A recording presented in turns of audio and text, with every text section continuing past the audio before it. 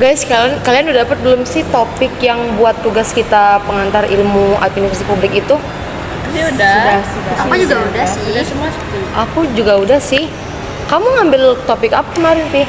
Kalau aku sih ngambil topik, kan aku tuh isu pelayanan publik nih. Aku ngambil topik tentang kasus di Duscapil di Kota Batam. Oh, kalau kamu apa, Wi?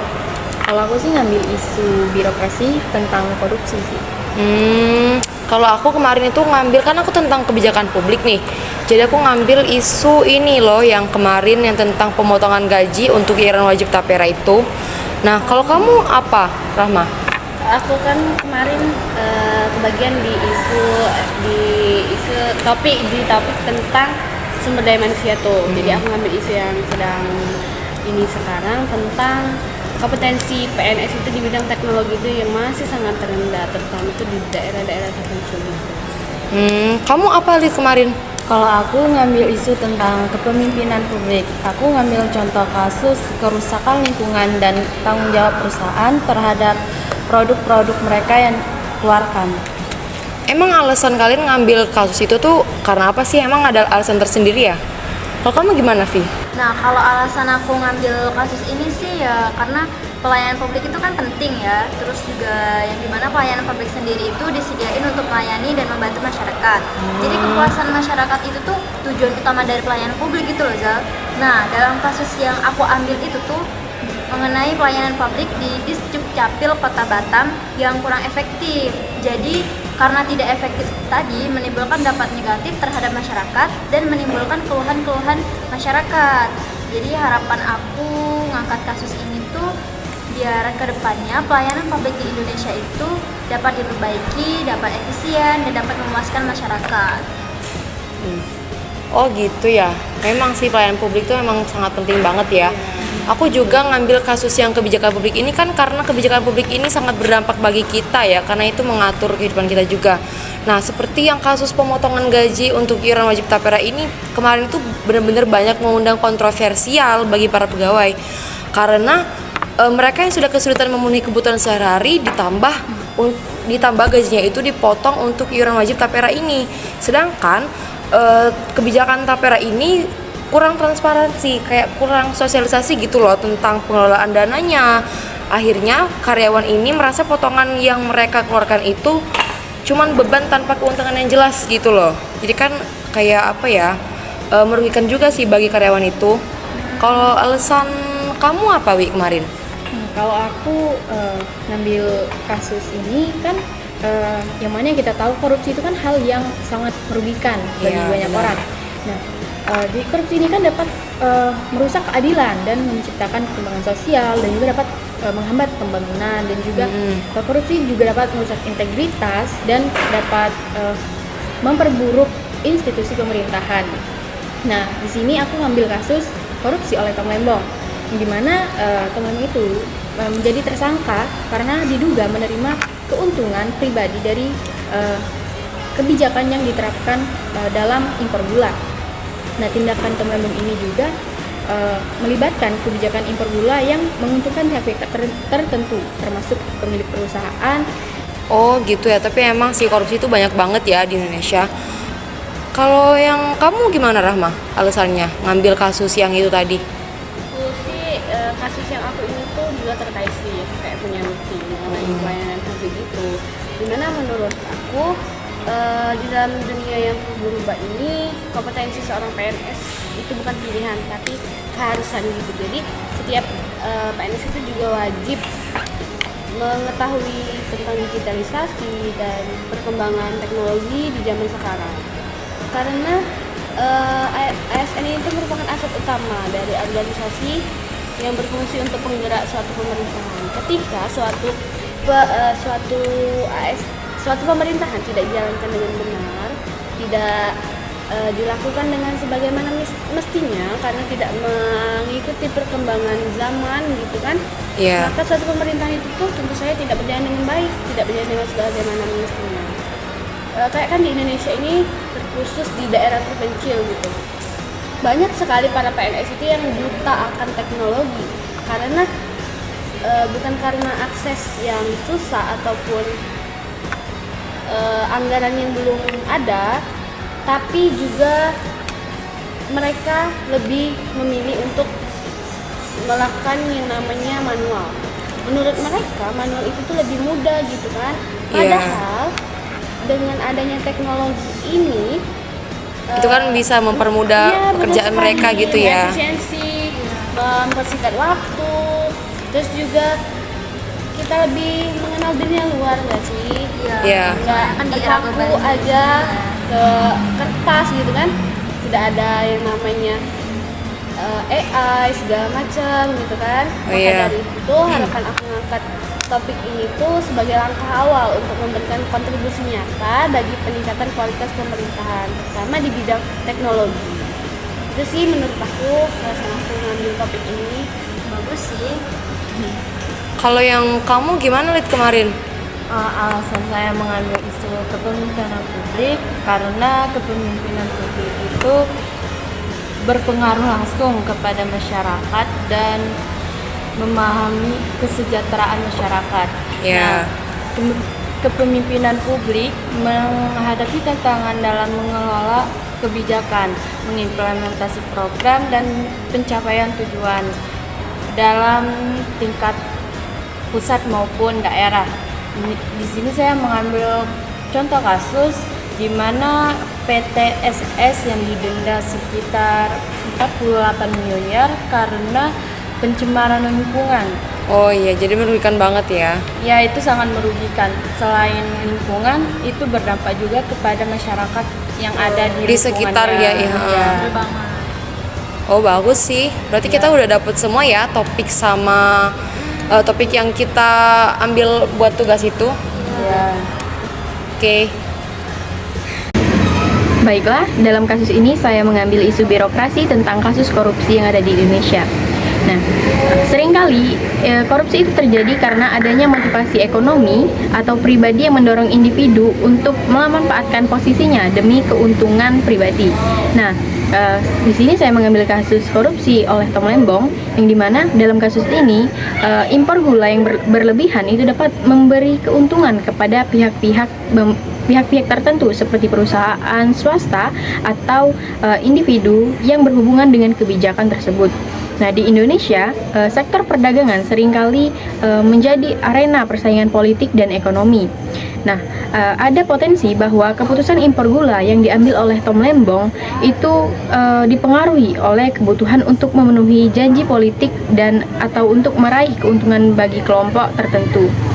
Nah, lingkungan politik yang penuh dengan intervensi bisnis juga dapat menciptakan peluang untuk penyalahgunaan kekuasaan. Nah, dalam kasus Lembong ini juga itu terdapat beberapa dampak yang dimana di bidang ekonomi yaitu kerugian negara, yang dimana potensi pendapatan negara hilang karena penyalahgunaan kebijakan impor. Lalu kerugian petani lokal, yang dimana gula impor yang lebih murah bisa menurunkan harga gula lokal yang merugikan petani dan industri gula domestik. Lalu di bidang sosial yaitu hilangnya kepercayaan publik, yang dimana pemerintah itu dianggap tidak transparan, dan juga dampak pada kesejahteraan, yang dimana kenaikan gula atau ketidakstabilan harga itu dapat berdampak pada daya beli masyarakat terutama yang berpenghasilan rendah. Di sini saya mengambil isu tentang pelayanan publik yang dimana saya mengangkat kasus di Dinas Kependudukan dan Catatan Sipil di Kota Batam. Nah, di Disduk Capil Kota Batam ini kurang efisien karena yang pertama itu lambatnya proses pelayanan, yang kedua itu ada kurangnya transparansi yang dimana masyarakat kurang diberikan informasi, yang ketiga yakni keluhan masyarakat terhadap prosedur yang berbelit-belit, yang keempat ketidakpuasan masyarakat terhadap sumber dayanya, yang kelima pelanggaran standar layanan. Nah, dampak-dampaknya yang terjadi dalam kasus ini dan pihak-pihak yang terdampak itu yang pertama ada dampak terhadap masyarakat, ketidakpuasan dan frustasi masyarakat serta meningkatkan masyarakat tersebut tidak mempercayai dengan layanan publik. Yang kedua yakni dampak terhadap pemerintahan daerah atau di Duscapil Kota Batam. Nah, tantangan dalam meningkatkan reputasinya. Yang ketiga yakni dampak terhadap ombudsman dan lembaga pengawasan lainnya. Yang keempat, dampak terhadap sistem administrasi kependudukan secara umum. Dan yang kelima, yakni dampak terhadap politisi dan pengambilan keputusan. Di Dusdapil Kota Batam dianggap tidak efisien karena ada beberapa faktor atau penyebab. Yang pertama itu proses pelayanan yang lama. Nah, di sini warga Kota Batam ketika akan melakukan registrasi dokumen ataupun mengurus dokumen kependudukan mengalami kendala, yakni antrian yang sangat lama. Yang kedua, yakni kurangnya SDM yang memadai, sehingga hal tersebut menjadi sangat berat dan mengimbas pada kualitas pelayanan yang diberikan. Yang ketiga, yakni infrastruktur yang tidak memadai. Ruang pelayanan yang terbatas dan tidak nyaman bagi warga juga menjadi faktor yang buruk. Yang keempat, yakni tidak sesuai standar pelayanan. Ombudsman menilai bahwa pelayanan di Dukcapil Kota Batam tidak sesuai dengan standar pelayanan. Nah, harapan buat kedepannya, semoga pelayanan publik di Indonesia dapat menjadi lebih efisien dan baik. Dalam isu kebijakan publik ini, saya mengambil tentang isu pemotongan gaji untuk iuran wajib tabungan perumahan rakyat atau TAPERA. Nah, kebijakan ini adalah kebijakan yang diterapkan untuk membantu masyarakat dalam memiliki rumah, yang setiap bulannya itu sejumlah persen dari gaji karyawan dipotong dan disetor ke dalam tabungan khusus yang dapat digunakan untuk pembelian rumah atau perumahan. Nah, tetapi kebijakan ini sempat menjadi hal yang kontroversial karena pemotongan ini bersifat wajib bagi karyawan yang memenuhi syarat dengan pengawasan dan pengelolaan yang transparan oleh pihak berwenang. Dengan adanya potongan gaji untuk iuran TAPERA, pekerja mungkin merasa kehilangan fleksibilitas keuangan karena mereka tidak dapat mengalokasikan dana tersebut untuk kebutuhan darurat atau konsumsi lain. Berikut adalah penyebab utama. Yang pertama, adanya ketidakpastian ekonomi. Yang kedua, adanya kurangnya sosialisasi dan pemahaman banyak pegawai. Yang ketiga, ketidakpuasan terhadap kebijakan perusahaan. Yang keempat, masalah hukum dan perlindungan karyawan. Dan yang terakhir, ada diskriminasi upah dan ketidakadilan sosial. Oleh karena itu, sebaiknya pemerintah melakukan pendidikan dan sosialisasi yang lebih baik, serta keseimbangan beban antara karyawan dan perusahaan, lalu dilanjutkan dengan pelayanan publik yang cepat dan efisien untuk menghindari protes oleh karyawan yang tadi. Di sini saya akan menjelaskan penyebab kasus dari PTSS yang didenda sekitar 48 miliar karena pencemaran lingkungan, mencerminkan kelemahan tata kelola perusahaan dan penegakan hukum. Penyebabnya yang pertama ada kegagalan tata kelola. PTSS tidak mengintegrasikan keberlanjutan dalam operasional, hanya fokus pada keuntungan jangka pendek. Yang kedua, kasus pengawasan KLHK. Pengawasan lemah dan tidak konsisten, menunjukkan kelemahan kapasitas kelembagaan. Yang ketiga ada fokus ekonomi jangka pendek. Minimnya insentif membuat perusahaan enggan mengadopsi praktik ramah lingkungan. Yang keempat adalah rendahnya kesadaran lingkungan, kurangnya partisipasi masyarakat dan edukasi terkait keberlanjutan. Yang kelima ada ketergantungan pada pengadilan. Penanganan reaktif menunjukkan pengawasan preventif belum optimal. Perusahaan seperti PTSS seharusnya memiliki komitmen yang tinggi terhadap perlindungan. Hendaknya perusahaan PTSS mematuhi semua regulasi yang ditetapkan oleh pemerintah. Di sini saya akan membahas topik mengenai sumber daya manusia dengan isu yang saya angkat, yaitu kompetensi PNS di bidang teknologi yang masih rendah. Yang dimana kondisi saat ini, yang pertama itu keterbatasan penguasaan teknologi. Para PNS sulit mengalokasikan teknologi tersebut, terutama untuk penggunaan perangkat lunak yang sudah menjadi dasar dalam pekerjaan sehari-hari. Yang kedua itu kesenjangan digital, yang dimana para PNS senior itu berbeda dengan yang junior. Para senior ini lebih memilih untuk manual karena mereka menganggap itu lebih mudah. Yang ketiga yaitu kurangnya pelatihan dan pembinaan teknologi oleh pemerintah yang menyebabkan banyak PNS yang gaptek. Yang keempat yaitu perubahan kurikulum pendidikan yang lambat. Dan yang kelima yaitu budaya kerja yang tertinggal, terutama di daerah-daerah yang terpencil. Yang selanjutnya yaitu dampak. Dampak yang pertama yaitu kinerja pemerintah yang terhambat. kurang efisien dan menghambat digitalisasi pemerintahan.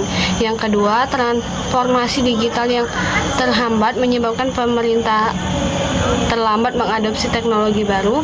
Yang ketiga itu kepercayaan publik yang menurun. Yang keempat, pengolahan SDM yang buruk dalam pemerintahan.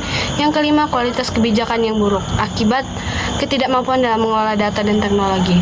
Untuk pihak yang terdampak tentu saja yang paling terdampak yaitu PNS itu sendiri karena kesulitan untuk beradaptasi dengan lingkungan di sekitarnya. Yang kedua itu pemerintahan.